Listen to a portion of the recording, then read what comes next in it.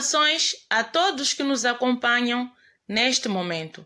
Na interação passada, nós tivemos como tema Introdução ao estudo dos métodos de ensino participativos, cooperativos ou interativos, onde podemos perceber que estes tipos de métodos consistem no ensino centrado no aluno.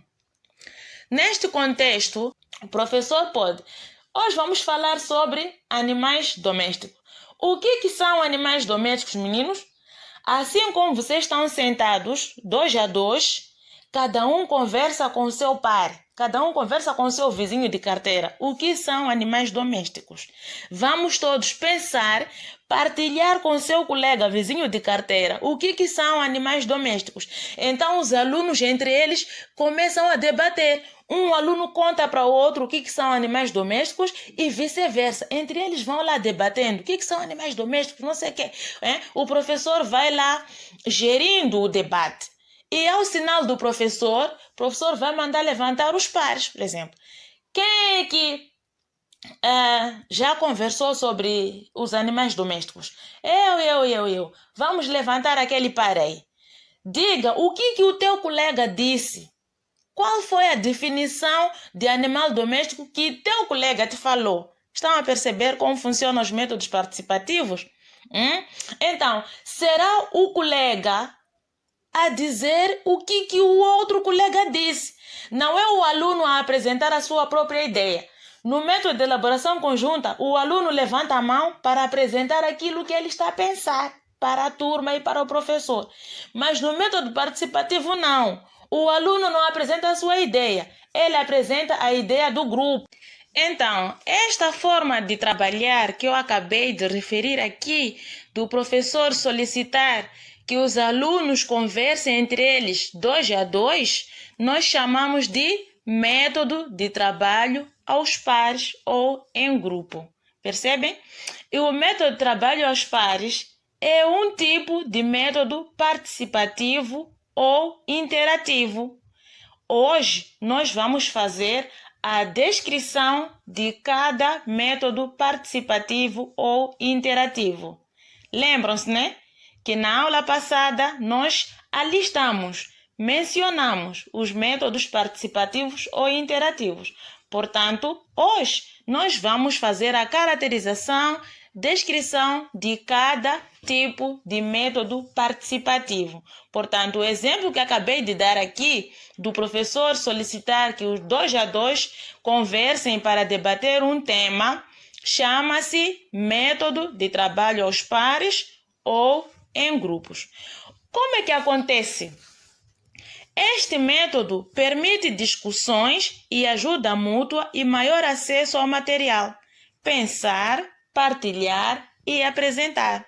Que eu acabava de dizer aqui, né? Que nestes métodos o aluno pensa individualmente, partilha o que pensou com seu colega, depois levanta-se para poder apresentar para a turma toda e para o professor o que debateu aqui dentro do grupo. Usa-se quando se pretende realizar descoberta, resolução de problema, tarefas, exploração de conceitos, experiências práticas, exercícios e aplicação e consolidação de conhecimentos e habilidades. Além de discutir ideias, este método também permite observar, formular hipótese, experimentar, manusear, medir, inferir, registrar e tirar conclusões. Devem praticar comunicação, cooperação e solidariedade. Permite os alunos expressar as suas ideias e escutar as ideias dos outros. Também tudo isto faz com que o aluno possa enriquecer as ideias dos outros em vez de criticar. Estão a perceber? No método de elaboração conjunta, quando um levanta e apresenta a ideia errada, às vezes a turma pode zombar do menino, né? Errou. Mas aqui não. o aluno não procura criticar, procura sim apoiar, porque ele quer se sair bem dentro do grupo, estão a perceber? E também com isto, o aluno aprende a respeitar as opiniões dos outros e tolerar oposições, encorajar os outros membros do grupo. Então aqui o aluno precisa de encorajar sim um outro membro do grupo, porque o trabalho que será apresentado é de todos. Então é importante que todos nós nos encorajemos para o nosso grupo se sair bem lá na apresentação em plenária, não é? Então temos aqui passos para o trabalho em grupo. O professor, primeiro, para poder ter sucesso usando os métodos participativos no trabalho em grupo, seja os pares ou grupos de 5, de 6, de 3, é importante que primeiro o professor possa explicar a tarefa para todos. De seguida, explicar o material a usar. Depois, esclarecer as regras básicas de comunicação. De seguida, atribuir responsabilidades dentro do grupo, lá. Tem que ter chefe do grupo ou líder, tem que ter porta-voz do grupo, aquele que depois do debate há de levantar lá para poder fazer a apresentação em plenária, não é? Monitor do material e gestor do tempo, aquele que vai dizer, ei, chega, já falaste, agora vamos passar a palavra para o outro. E também vão poder limitar o tempo e dividir os alunos em grupo. De seguida, o professor vai atribuir o nome do grupo com o nome de fruta ou animal, cores, ABC, etc. Vamos voltar para aquele tema que eu estava a dar exemplo lá no início, animais domésticos, não é? Então, se o professor formar, por exemplo, grupos, pode ser grupo de 4, enfim. Então, cada grupo vai ter nome de um animal doméstico. Grupo coelho, grupo galinha, grupo... Só que vamos evitar nomes pejorativos, não é? Vamos evitar nomes pejorativos para depois não criar bullying. Então, vamos procurar aqueles animais domésticos que são mais estimados pelo homem, né? Para evitarmos grupo cão, grupo... Então, temos que evitar nomes que depois vão criar bullying. Então, vamos procurar aqueles nomes que estimam, ou aqueles nomes bons que todos valorizam. E então, depois o professor vai disponibilizar o material. Meninos vão trabalhar com este e aquele material. O professor deve circular nos grupos, não é só lançou tarefa, distribuiu tarefa, então o professor está aí sentado, está no WhatsApp, está no telefone. Não. Distribui tarefa. Os alunos estão lá a debater, estão lá a fazer o trabalho. O professor tem que circular para ver se os alunos estão a fazer aquilo que o professor pediu ou não. E também temos como exemplo de regras durante a apresentação, que é falar um de cada vez, registrar as ideias consensuais. Significa que aquelas ideias que o grupo toma como consenso, esta é que será registrada. Não interromper o colega quando está a falar. Prestar atenção, saber ouvir e todos devem contribuir. Então, como podem ver aqui, algumas regras se assemelham com as que nós já tratamos no método de elaboração conjunta, né? Ok. Então, temos aqui maneiras diferentes de agrupar os alunos. Então, nós temos aqui várias maneiras de como o professor pode agrupar os seus alunos. O professor pode formar grupos por habilidades. O professor pode formar grupo por competências, grupo por atividades, grupos por faixas etárias ou grupos etários, grupos por idade, né? Meninos de 6 anos fiquem aqui, meninos de 10 anos aqui, etc. Grupos de interesse ou grupos de amizades. O professor pode formar também grupos de gênero, grupos formados com base na técnica de Philip 6.6. E então temos aqui alguns princípios do PPA. Ainda se lembram o significado da sigla PPA? Então vamos, o que significa PPA?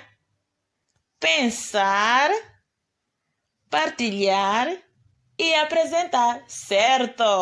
Então significa que estamos mesmo juntos. Então, os princípios do PPA. O primeiro, pensam. Os alunos pensam individualmente, aquilo que eu já estava a dizer, né? Partilham, comparando os resultados aos pares e depois apresentam a um outro par ou grupo. Trocam ao sinal do professor e devem anotar os resultados. Os resultados são aquelas ideias consensuais, não é? Então, vão ter que registrar. Acabamos de falar do método do trabalho aos pares ou em grupo, não é? E vimos formas de como o professor pode organizar os grupos e os pares. E agora vamos falar de outro método participativo que se chama método de círculo duplo. Método de círculo duplo. Este método permite explorar as ideias dos alunos. Os alunos conversam de forma livre com os parceiros escolhidos, aleatoriamente, sempre em mudança. Os alunos do círculo interno relatam primeiro e os outros repetem o que o parceiro falou. Depois, dá 2 passos no sentido de relógio, assim mudam os pares para formar os círculos. Pede os alunos para contar 1 para dentro e 1 vira para fora e 2 para fora. Eis! Não deu para perceber nada, né? É muito simples. O professor vai fazer um círculo, vai pegar os alunos, vai fazer um círculo. E por serem alunos do ensino primário, é sempre bom o professor cantar, né? Usar ali uma cançãozinha para conseguir formar o círculo. Depois do professor formar o círculo, cada aluno vai contar 1, 2, 1, 2, 1, 2. Depois o professor vai dizer: aquele que disse número 1 dá um passo para dentro do círculo. Está? Então, todos aqueles que disseram número 1 vão dar passo para dentro do círculo. E então, vamos ter o número 1 dentro do círculo e o número 2 fora do círculo. E assim nós teremos 2 círculos. Está? Isto significa que todos os alunos que disseram número 1 passam para dentro da roda e os que disseram 2 ficam do lado de fora da roda. Assim, nós temos 2 círculos, o que significa que é um círculo duplo, tá?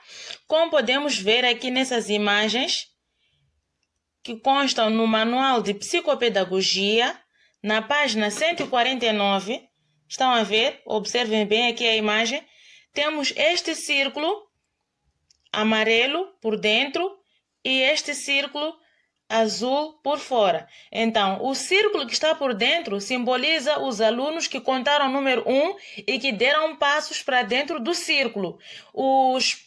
As bolinhas de cor azul, que estão do lado de fora do círculo, simbolizam os alunos que disseram o número 2 e que ficam do lado de fora do círculo. Então, depois disso, o professor vai aplicar todos aqueles princípios do PPA. Lança a questão, põe os alunos a debaterem 2 a 2. Estão a ver como é que essas setas estão aqui? Uma bolinha amarela está com a bolinha azul. Significa que depois os alunos viram e ficam 2 a 2. Um da roda de dentro e o outro da roda de fora. Então, os dois vão partilhando a informação. Os dois vão debatendo a questão que o professor lançou. Ao sinal do professor, eles vão mudar. Os que estão dentro do círculo giram para poder mudar de par, assim sucessivamente. Para poder aprofundar, como podem ver aqui, o procedimento do círculo duplo e o que pressupõe o uso do círculo duplo e como é que nós podemos executar isto, podem abrir o manual de psicopedagogia a partir da página 149. Temos ali toda a explicação sobre o método do círculo duplo. Temos também aqui na página 150 todos os detalhes sobre método de trabalho em grupo. Então, o método de círculo duplo é um método muito bom mesmo, muito divertido. O professor pode usar no início da aula, também como pode usar na consolidação ou pode usar mesmo na mediação. Então, a questão pode ser, senhora formadora, se a sala for pequena, como é que nós podemos usar este método? E se eu tiver muitos alunos e a sala não caber, o que nós temos que fazer? Olha, o professor é livre de trabalhar em todo o ambiente escolar. Se o ambiente da sala de aulas não permite que o professor faça o círculo duplo, pode tirar os alunos para fora. O professor pode usar o pátio da escola para poder implementar o método do círculo duplo. Atenção, só vamos usar estes métodos depois que a pandemia passar. E por hoje é tudo. Vamos continuar na próxima interação a fazer caracterização e descrição dos métodos e técnicas do ensino participativo e cooperativo. Quais são os métodos que fizemos descrição hoje? Quais são? Certo, hoje fizemos a descrição do método do trabalho aos pares, trabalho em grupo e método do círculo duplo. Também falamos do princípio de PPA. O que significa PPA? Podem ver aqui na tela? Pensar, partilhar e apresentar. Muito certo.